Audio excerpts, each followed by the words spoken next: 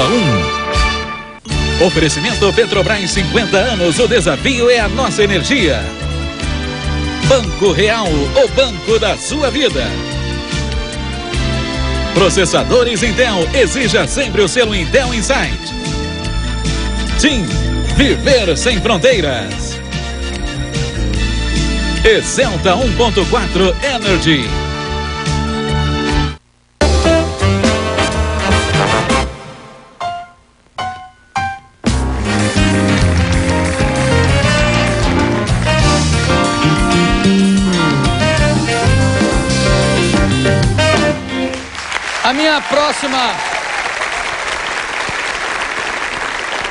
A minha próxima entrevista, meu próximo bate-papo é que um homem que sabe tudo de matemática, de cálculos, porque afinal de contas foi, né, diretor da Receita, é especialista em tributação. Então eu vou começar fazendo uma pergunta simples, para ver se você é bom mesmo, de aritmética até. Eu tenho 10 galinhas, chega um amigo meu que é criador de galinhas e me dá mais 36 galinhas. Eu fico com... Você não quer me dizer que é 46? Não, eu fico contente. Venha pra cá, Everardo Maciel.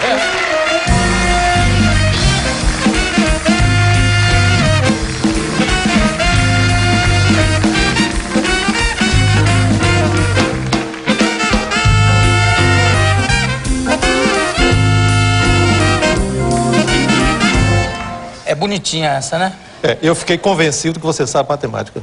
Pois é, especialista. Aliás, eu podia até ter me candidatado aí ao seu lugar lá na Receita. Boa ideia. Não é? Uma pessoa com sua bagagem, no matemática em particular, teria um sucesso absoluto. Ah, fantástico. Sobretudo você recebendo como é que se diz? Para preencher meu Deus. Declaração? A declaração. Depois, esse gordo esse ano quer me matar mesmo. Olha só. Podia significar um aumento de pressão fiscal. Aumento de pressão fiscal. Você começou em 97, né? Não, 95. Na Receita, sim. Não, digo como diretor da Receita. Secretário da Receita, 95. É secretário que chama, né? Secretário. Eu sempre me atrapalho com esse nome. Não faz a mesma, diferença. Não faz diferença. E o secretário, tem muitas secretárias? Tem muitas secretárias. Porque, naturalmente, no meu caso particular, nós tínhamos um pool que servia a mim mesmo, ao secretário adjunto e ao chefe de gabinete. E tinha secretários também do secretário? Não. É para não dar confusão. Aqui é o secretário da Receita, não, é o secretário do secretário. Não, é o secretário do secretário, é o secretário ao quadrado e coisa desse tipo. E você continua morando em Brasília? Moro em Brasília. Qual é o seu balanço da reforma tributária que está tramitando agora no Senado? Olha, o projeto original do governo, ele tinha muitas qualidades. Eu creio que representava alguns avanços, tinha algumas coisas que eu acho que eram dispensáveis, mas não eram erradas. Entretanto, a partir das discussões na Câmara dos Deputados, o projeto foi ficando ruim cada vez pior, e evidenciando que a capacidade de piorar é infinita. A capacidade de piorar é infinita. Então, o substitutivo final, que afinal foi aprovado na Câmara, é um desastre. Eu acho que ele conseguiu a unanimidade contra. Quer dizer, um projeto... Mas você conseguiu a unanimidade contra? Como é que ele conseguiu ser aprovado? Isso é que é impressionante. É uma coisa muito curiosa para mostrar quantas vezes, ou algumas vezes como essa, uma decisão tomada por uma Câmara de Deputados, enfim, por um parlamento, pode estar na absoluta contramão do que pensa a sociedade, do que pensa os formadores de opinião. Mas isso é uma característica do Brasil um pouco, né? Quer dizer, o que eu quero dizer é que não estou nem culpando o Congresso. O que eu estou dizendo é o seguinte: dificilmente um eleitor escreve para o seu congressista, né? Como os Estados Unidos, que cobram, não, mas eu não votei em você por isso, eu votei, né? Quer dizer, quando não existe, essa contradição. nos Estados Unidos existe o recall, quer dizer, a possibilidade do povo destituir até um governador, como aconteceu na Califórnia agora. Nós teremos eleição na Califórnia agora porque o governador que estava no exercício do mandato foi afastado pelo povo. Pois é. Uma situação muito peculiar, ou seja, uma proximidade muito grande entre a sociedade e os seus órgãos de representação popular. No Brasil, não. Acho que da nossa tradição sempre houve uma distância muito grande. Tem gente que não se lembra 2 meses depois em quem votou. É verdade. Aliás, essa, você talvez chamou a atenção, Ju, talvez fosse a mais importante das reformas que nós temos. A principal reforma, a primeira das reformas que o Brasil necessita é uma reforma política, para que nós não tenhamos o que vemos que é uma coisa escandalosa, que é essa migração continuada de parlamentares de um partido para outro, a inexistência de partidos políticos, quer dizer, partidos que existem no Brasil, que são utilizados meramente para alguém se apresentar como candidato a alguma coisa e não representa efetivamente nada, né? Agora, você falou da eleição lá na Califórnia. O Arnold Schwarzenegger é um candidato fortíssimo, né? É verdade. Se você fosse eleitor da Califórnia, você votaria no Arnold Schwarzenegger ou na Rosinha Garotinho? Bom, primeiro, é uma situação um pouco surrealista. Eu acho que, no meu caso, eu não votaria nenhum nem no outro. Mas se fosse obrigado... Pressão no Isso é um dilema mortal. Votaria em branco. Votaria em branco. Tá certo, tá certo. Eu votaria no Bruce Willis. Pronto, acabava o problema. Você fala sempre que de bobeira. Você fala sempre que é um equívoco chamar de reforma tributária, né? E o que costuma chamar de reforma tributária é uma reforma que altera a Constituição. Seria melhor desvincular uma coisa da outra? Sim, olha, no Brasil é uma coisa interessante. A reforma tributária é feito campeonato de futebol. Cada um tem uma opinião, fulano acha aquilo, nenhum estudo sério, nenhuma coisa profunda tratando dessa matéria de reforma tributária. E é interessante. E o que chamam de reforma tributária é algum tipo de reforma do sistema tributário que ocorra por intermédio da Constituição. Se for uma reforma constitucional, aí sim, é reforma tributária. No Brasil se confunde muito hierarquia com eficácia. A gente pensa que colocar uma norma na Constituição resolve um problema. Roberto Campos me dizia, um dos artigos da Constituição brasileira, que é o direito à vida. Ele dizia, quando o Pai Eterno me chamar, eu vou entrar com mandado de injunção e dizer, tenho direito à vida e não morrerei. Porque está na Constituição brasileira. Vai ver que ele entrou mesmo, que quando ele morreu ele já tinha quase 100 anos, né? Alguma coisa que estava bem... 80 e tantos. Mas, assim, uma série de normas absolutamente genéricas, abstratas, não operacionais, e faz com que a Constituição brasileira seja uma colcha de retalhos realmente notável, extremamente detalhista e inútil. Muito detalhista. Agora, direito à vida, eu acho que é fruto, talvez... de corrigir todas as impropriedades e desumanidades que aconteceram durante a ditadura, não seria não? Isso, é porque, veja bem, a Constituinte brasileira foi feita imediatamente após o regime militar. Momento muito pouco oportuno, porque nós fizemos uma Constituição olhando para trás. Nós tínhamos que pensar numa Constituição olhando para o futuro.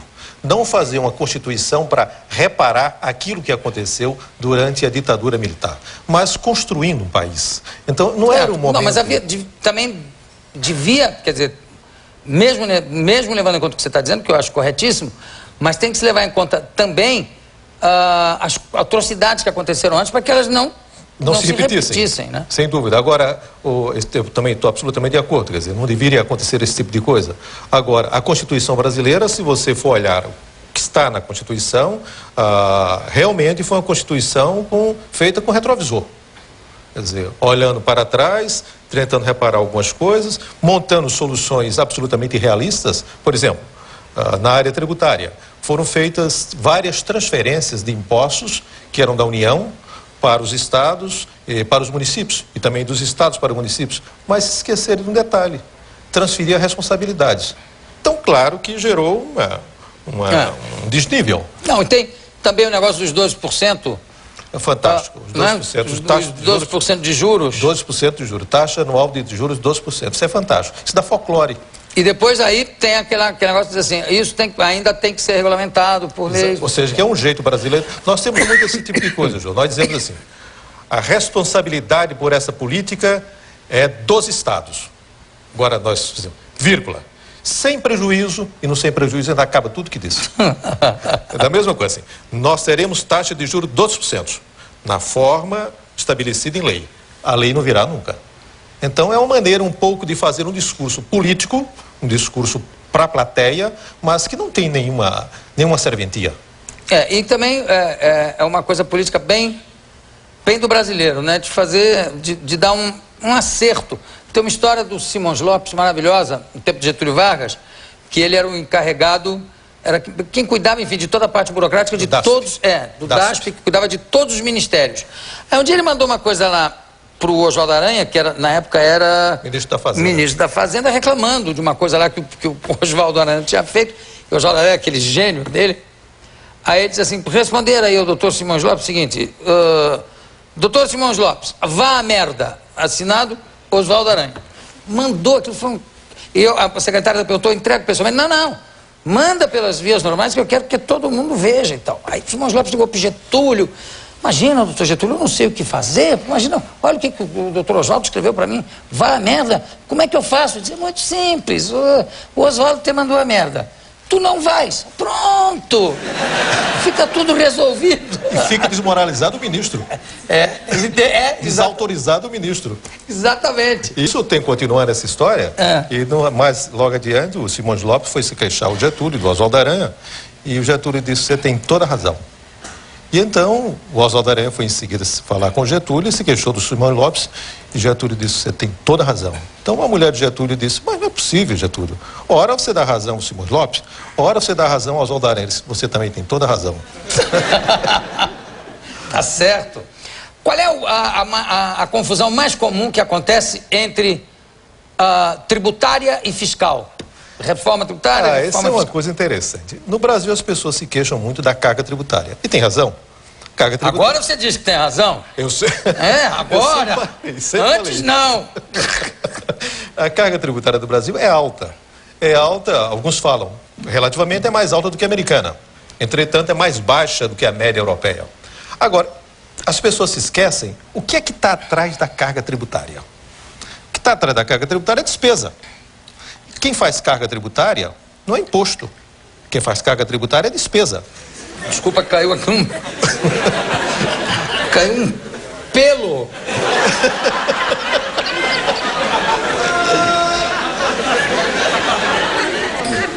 Bom, eu quero dizer que eu sou completamente inocente em relação a isso. Não sei. Mas diga lá. Foi a Luana que esbarrou no teto e isso veio caindo. Mas dizer então o seguinte... Então, a despesa é quem responde por carga tributária. Agora, no Brasil, ninguém quer falar de despesa. Vamos criar um programa de ajuda a tal segmento social. Eu não faço um juízo de valor se devia fazer ou não devia fazer. Mas tem dinheiro para fazer? Senão, não tem dinheiro, mas a gente aumenta a carga tributária. Mas por que a carga tributária aumentou? Mas era óbvio.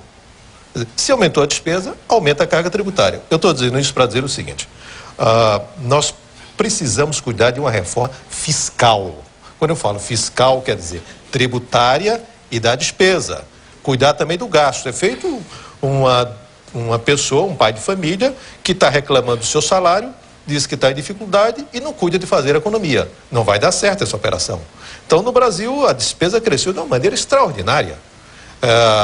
O aumento de carga tributária dos últimos anos, em boa parte, foi feito para explicar o aumento de gasto nos estados, nos municípios e na União. Agora, parece que o Brasil é o segundo país que tem a carga tributária mais alta do mundo. É verdade isso? Não.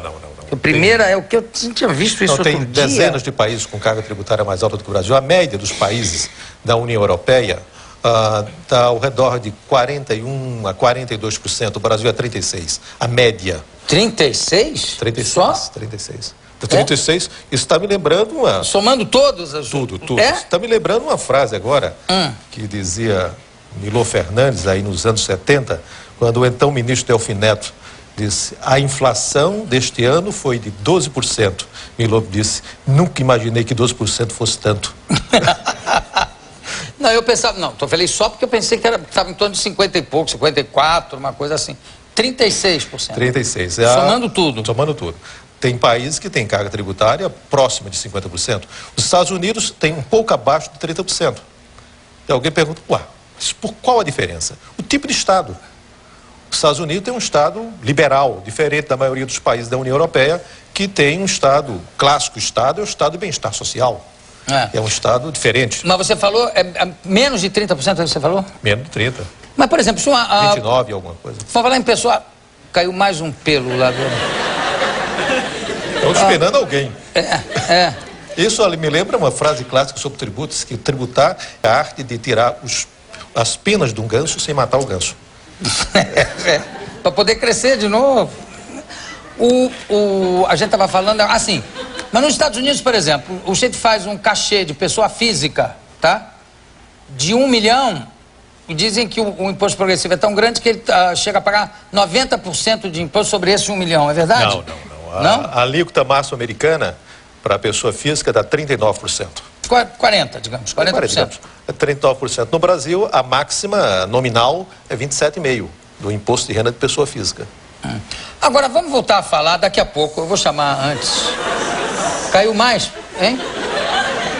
É um desastre ecológico. Isso está me parecendo coisa de filme de ficção científica. Daqui a pouco nós começa a crescer aí no chão.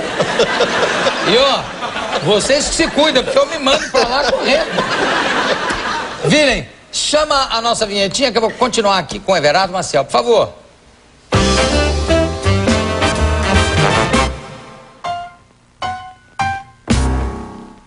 Hoje em Intercine, Mel Brooks, fazendo você morrer de rir numa divertida comédia.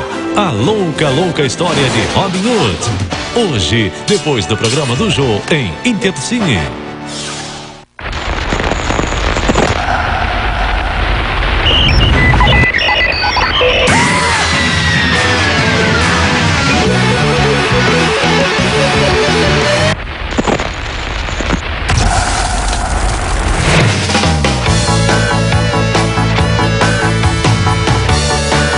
Oswaldo Cruz, transformando bichos em feras. Acesse www.oswaldocruz.br ou ligue 3824-3600.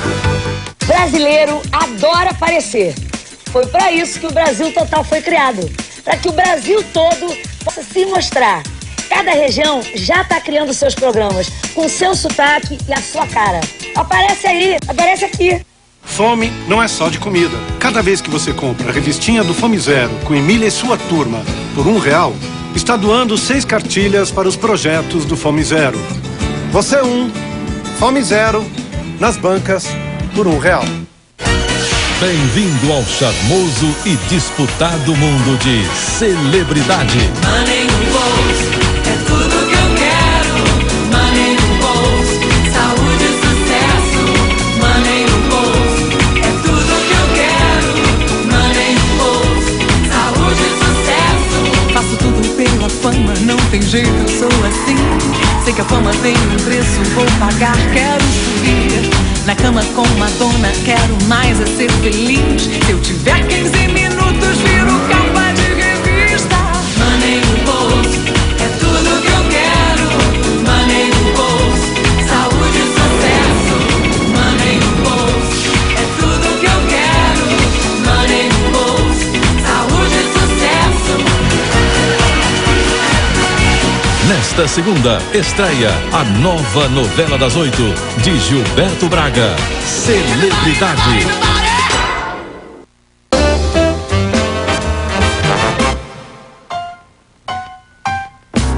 Tenho aqui ao meu lado o ex-secretário da Receita Federal, Everardo Maciel. A gente estava falando quando fomos para as... Estava falando de quê, Derico? Você estava prestando atenção, no final. Estavam falando que vocês iam pro comercial.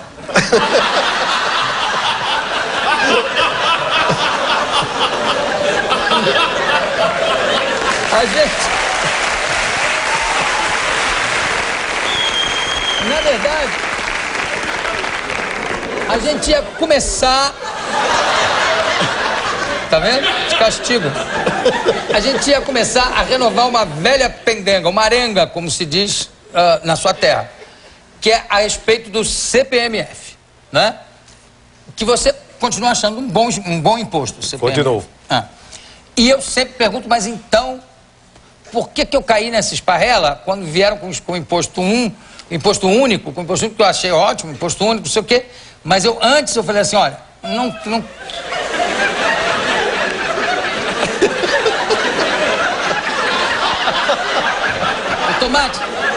Tomate.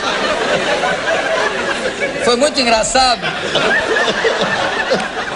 E tá despedido.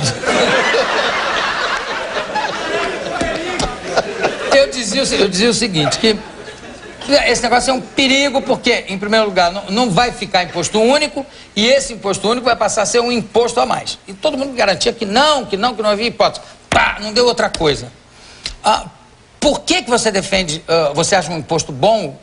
Eu também acho muito bom, seria melhor, até eu acho que seria melhor, que tivesse um imposto, não único, mas uns 5 impostos, vai. E o imposto único, né? Mas todo mundo fala que o imposto único é uma coisa cruel, é uma coisa desigual, né? Por que você acha que o imposto único é uma coisa desigual e enfim, não sei se você acha. Acha? Não, antes de ser desigual, eu acho ela completamente impraticável. Bom, tá bom, impraticável, mas o CPMF é praticável. É praticável, mas nunca na condição de imposto único. Vou dar um exemplo. Você tem uma empresa, um investidor americano que quer investir no Brasil.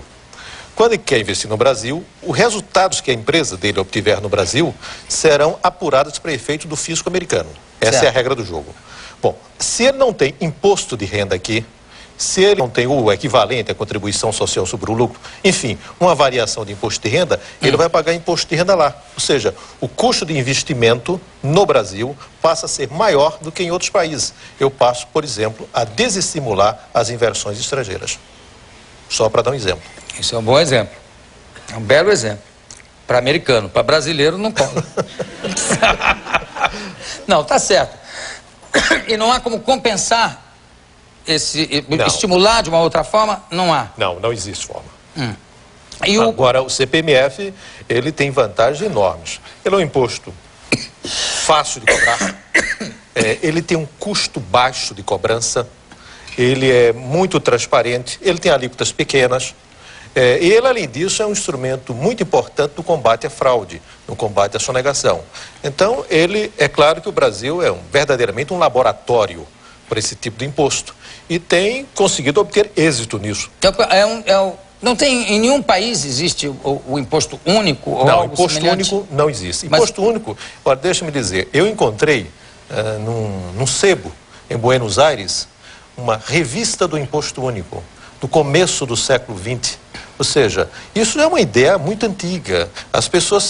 Todas as pessoas querem menos impostos e quando tem impostos, querem impostos simples. Portanto, o que está atrás da ideia do imposto único é simplicidade. Mas também não existe por parte da arrecadação, o imposto único não eliminaria totalmente qualquer forma de sonegação? Não existe imposto Ou pegaria dinheiro de narcotráfico, tudo isso?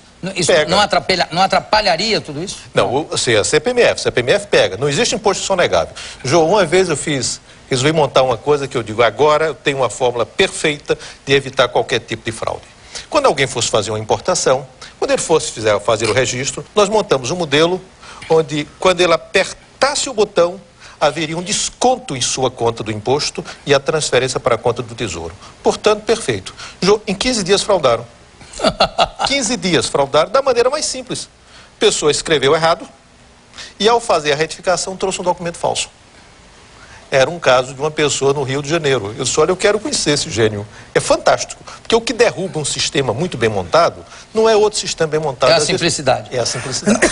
Você conheceu? Não conheci. Ele foi preso. Ele foi preso direto, quer dizer, também não deu muito certo. Agora, e por exemplo, uma coisa que as pessoas se queixam, e eu acho com uma certa razão, do desvio do dinheiro do CPMF, que era basicamente um dinheiro para melhorar a saúde do brasileiro e acabou sendo desviado, uma parte para cá, outra para lá, outra para lá.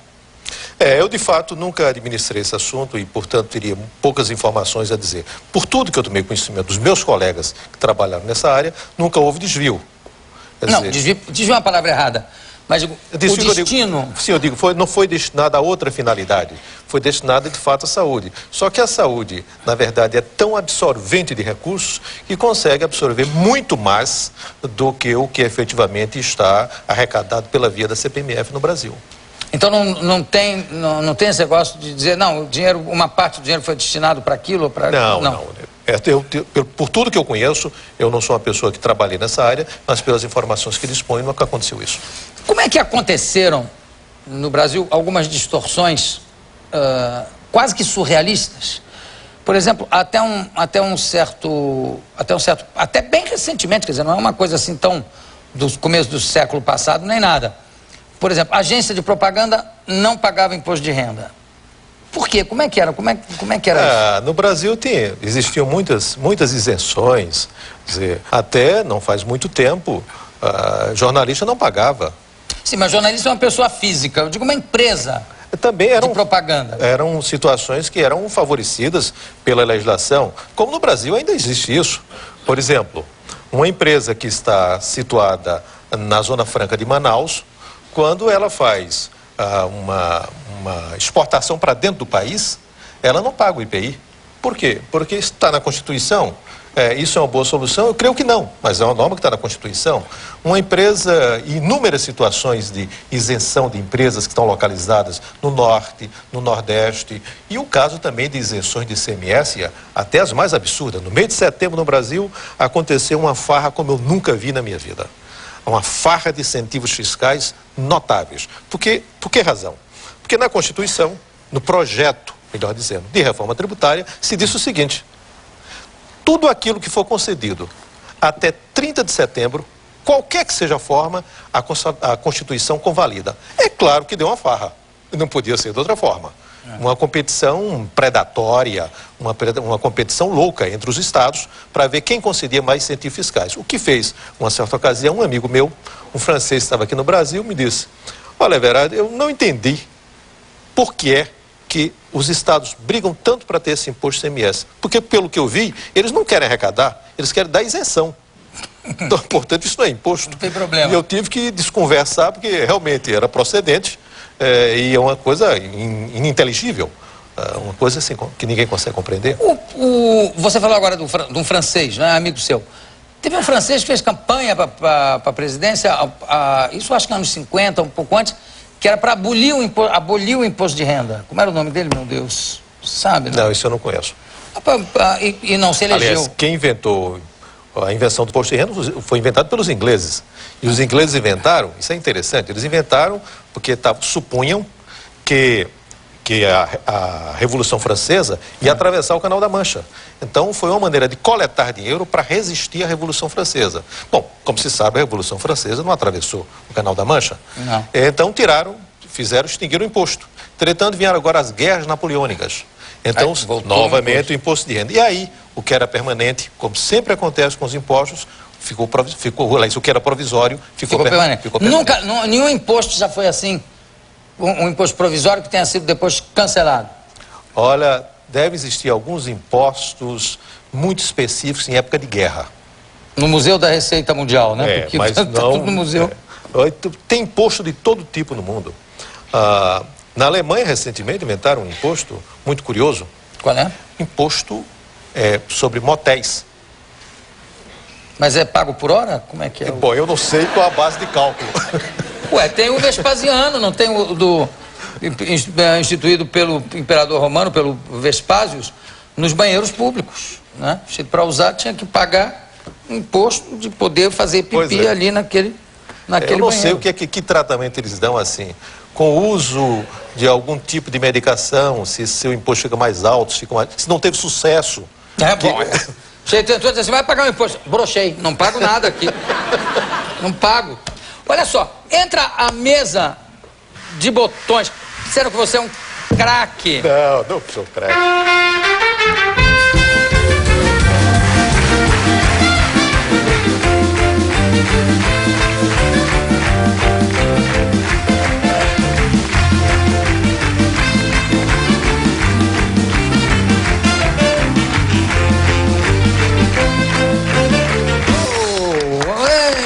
Vocês estão cada vez melhores nessa entrada. E nós conseguimos o seu time do coração ali, apesar da chuva que está caindo sobre o nosso estádio. Chuva de plumas, queridos telespectadores. Bye, bye, Brasil. Você sabe que esse negócio está me atrapalhando a concentração, né?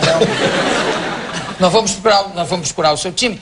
E é melhor você jogar botão, porque a segunda opção seria uma imensa piscina que nós íamos trazer aqui para você dar uma demonstração de nado, que eu sei que você é um nadador extraordinário. Jô, eu vou chegar aos 60 anos, nunca nadei, não sei andar de bicicleta, nunca pratiquei nenhum esporte, não tenho interesse de praticar. O único esporte que pratiquei, eu acho que foi botão. Fora esse, nenhum outro. Xadrez, também, eventualmente. Por que chamam xadrez de esporte? Eu nunca entendi isso. Também não. Eu tinha uma carteira muito interessante. Era Federação Acadêmica Pernambucana de Esportes. Tinha minha fotografia e aqui tinha atleta. Só que atrás tinha modalidade, xadrez. Vamos ver a sua... Derico, por favor, vem aqui, porque o Derico disse que é craque. Pena que você não trouxe o seu time, que é feito de que o seu time, André? Olha, meu time eu fazia quando criança, fazia com botões mesmo, com tampas de garrafa, de rum. Preparava o botão ou de chifre. Ou de coco, você chegou a fazer? De casca de coco? Também. Fazer só uma pequena demonstração. Pequena demonstração, né? Tem o Recife. Mas isso é um absurdo. Esse é o seu time. Mas colocaram o juvenil. Colocaram o quê? O juvenil. Como é que você sabe? Não, juvenil que eu estou dizendo, porque os botões pequenos. Né? E botaram uma arruela lá pro Derico. Derico, vamos fazer cobrança. Você cobra cá e eu cobro lá. Fica uma coisa mais simples. Melhor. Isso, vem. Então, por favor. Comece. Você faz. Da onde? Já foi na marca De onde você quiser. Marca do pênalti, de onde for. Não, de pênalti não. De pênalti Não, de pênalti não, claro que não. Violência. Aqui. Vamos lá. Intermediário. Peraí, deixa eu acertar, né? Não, eu que tenho que acertar. Tua barriga tá afundando na mesa dele, cuidado. Ótimo. Agora pra cá, né? Agora, Ou não, inverte. ou não, vamos fazer 4 cada um. 4 cada um, é. Pronto. Se empatar, eu digo quem ganhou. Ai, meu Deus. 0-0. Que defesa, hein, Vera? Era uma bola venenosa. Eu vi. 2-0. Agora vai lá. Ali, ó. 3-0. Você disse que joga isso mesmo? Ah, eu jogo, mas... Tá inibido. Não. 3-0. 4-0. Não acertou nenhuma. Não acertou nenhuma bola. 0-0, aliás. Tem razão, Bira, desculpa. Um pouquinho mais pra lá, né? Ok, tá bom. Mas você fala isso, essa irreverência pro convidado? Não, imagina.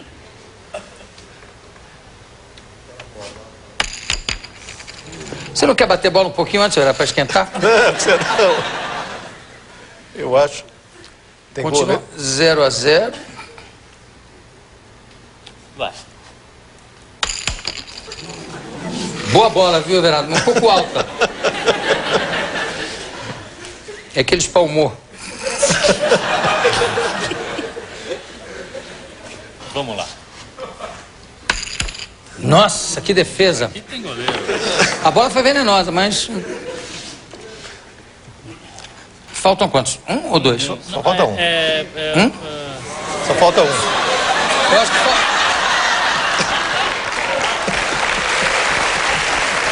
Quer dizer, essa coisa atrapalhando ninguém acerta, né? Apesar da tempestade que se anuncia com as nuvens caindo inteiras. 0-0. Deixa eu dar um aqui, só um. Aqui, onde é que você falou? Aqui, daqui? Daí. É? Esse negócio não pode dispensar muito não, rapaz. Você põe aqui, olha ali e faz assim, sem olhar pro botão, fecha.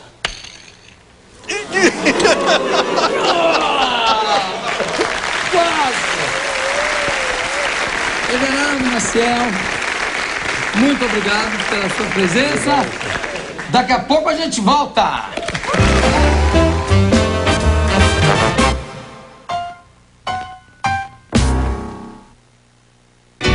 Nesta quinta, no Festival Nacional. O que você tá fazendo aqui?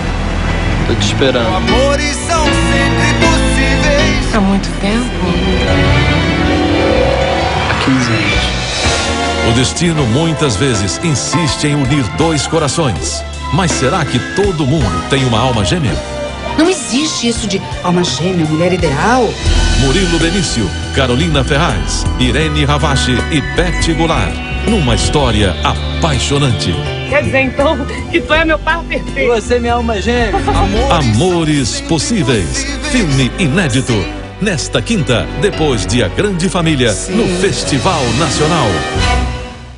São Paulo Boat Show 2003 traz os últimos lançamentos de iates, lanchas, infláveis, veleiros, jet ski, motores, acessórios, equipamentos de mergulho de 7 a 12 de outubro na Expo Center Norte. Realização Revista Náutica. Hold me close and hold me fast. I've got you Mulheres Apaixonadas 2. Tem gente que está do mesmo lado que você, mas deveria estar do lado de lá. Quero um amor maior. Mulheres Apaixonadas 2. Em CD, som livre. Canções, máscaras e disfarces. Assim é o Carnaval de Veneza. Decore muito bem a sua casa com o colorido das mais belas máscaras venezianas. Com o fascículo número 1, a primeira máscara de porcelana pintada à mão. Apenas R$ 11,90. Amistosos da seleção. Os nossos craques vão entrar em campo para você vibrar de verde e amarelo. Brasil e Jamaica. Neste domingo, 11 da manhã. É hora de torcer pelas feras do nosso futebol pentacampeão. Vai ser um show de bola em mais um desafio internacional. Brasil e Jamaica. Ao vivo, direto da Inglaterra. Neste domingo, 11 da manhã. Futebol 2003. Oferecimento Skol, o verão é redondo, festeja com Skol. Gol, líder do Campeonato Brasileiro de Rally. Coca-Cola no estilo, essa é a real. Itaú, seja cliente Itaú, o banco feito para você. E Mizuno Wave, melhor tecnologia de absorção de impactos.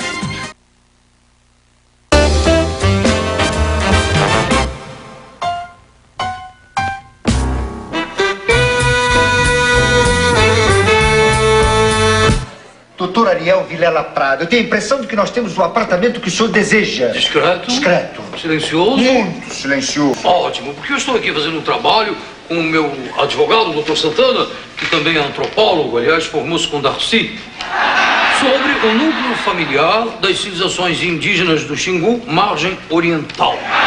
E o local onde nós estamos trabalhando agora não oferece condições. O apartamento que nós estamos usando é muito barulhento. E, além do mais, eu, como presidente do Partido Conservador, não posso admitir que os vizinhos, porque nós temos vizinhos, todos fazendo festas de embalo aos sábados à noite. Nesse edifício não permitimos nem festa de aniversário de criança. Eu vou ver se o apartamento que o senhor deseja ainda está vago, hein? Com licença. Ariel! Não, é O Alfredão da Roseli.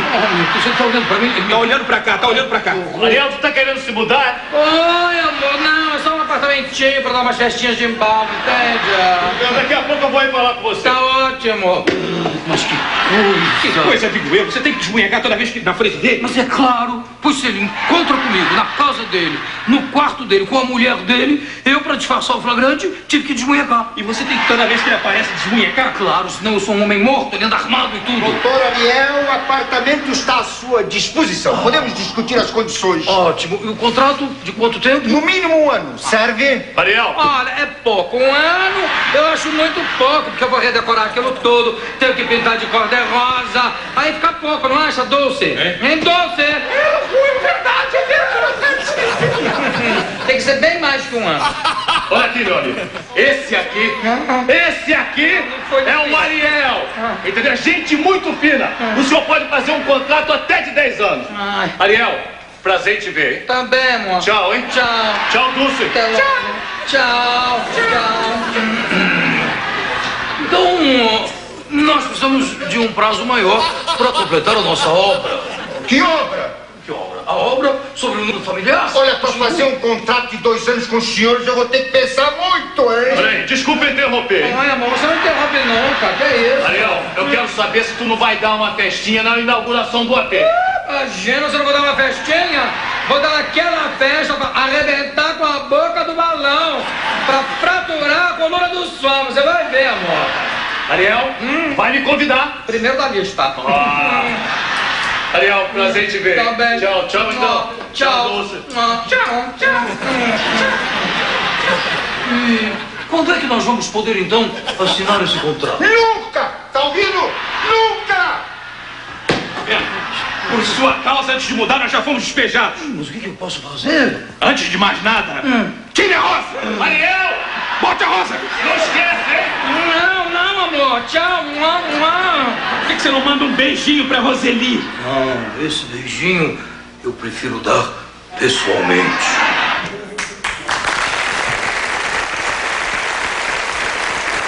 No quadro do Dr. Ariel, Eliezer Mota, Milton Carneiro e Paulo Celestino. Hoje estiveram aqui alunos da Universidade de Guarulhos. Curtiu o Objetivo de Rio Claro? Faculdade Senai de São Bernardo do Campo. Associação dos Servidores de São José dos Campos. Além das pessoas que telefonam para vir assistir aqui, ao vivo, ao programa do Jô. Boa noite a todos vocês. E um beijo do gordo.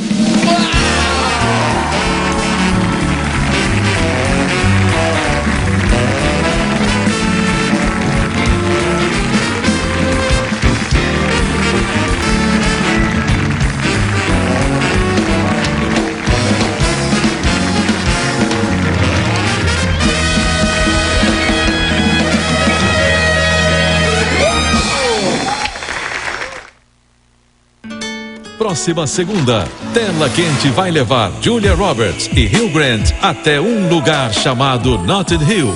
Durante uma viagem, essa superestrela de Hollywood acabou se apaixonando por um cara que não é nenhuma celebridade. É o tipo de coisa que acontece só em sonhos e não na vida real. Só que curtir esse romance na vida real não vai ser tão simples como no cinema. E eles tiraram fotos suas vestido assim? É. E será que pessoas de mundos tão diferentes podem viver uma grande história de amor? Você sabe o que acontece com mortais que se envolvem com deuses? Se dão mal? Toda vez. Um lugar chamado Notting Hill. Filme inédito. Próxima segunda, em Tela Quente.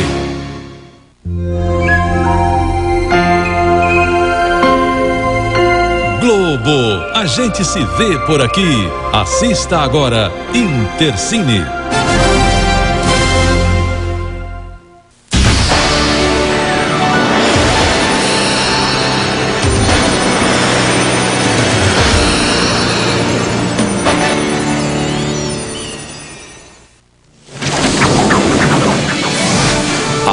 A louca história de Robin Hood.